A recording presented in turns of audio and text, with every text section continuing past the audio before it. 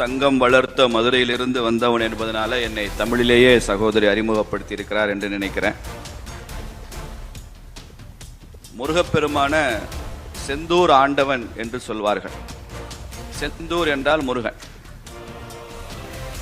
சமீபத்தில் தான் மதுரையில் உலகமே வியக்கும் வண்ணம் ஒரு ஆபரேஷன் செந்தூர் மாநாடு நடைபெற்றது.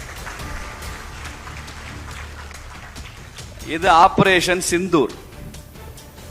ரெண்டுமே எதிரிகளுக்கு ஒரு அச்சத்தை கொடுத்திருக்கிறது என்பதில் கொஞ்சம் கூட சந்தேகம் இல்லை.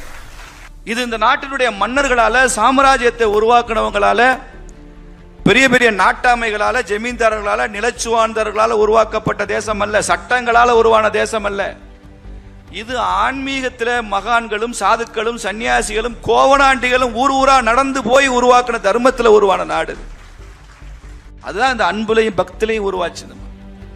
அதனாலதான் பெரிய முயற்சி எடுக்காம, கோழி பிரியாணி இல்லாம, குவார்டர் கொடுக்காம, 200 ரூபா உடன்பிறப்புகள் கொடுக்காம ஒரு கால் கொடுத்தோம். மதுரையில் 5 லட்சம் பேர் வந்து கூண்டானே முருகர் பக்தி மாநாட்டுக்கு.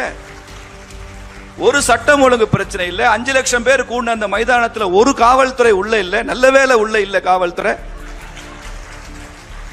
ஒரு பொருள் தொலைல, ஒரு செயின் ஸ்நாச்சிங் இல்லை, ஒரு ஈவ் டீசிங் கம்ப்ளைண்ட் இல்லை. அந்த மைதானத்தில் ஒரு துண்டு பிடி இல்லை, ஒரு துண்டு சிகரெட் இல்லை, ஒரு காலி பாட்டில் இல்லைங்க.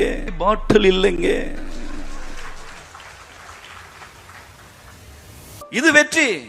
ஏன்னா இது நம்ம நாட்டினுடைய தர்மம் தான்.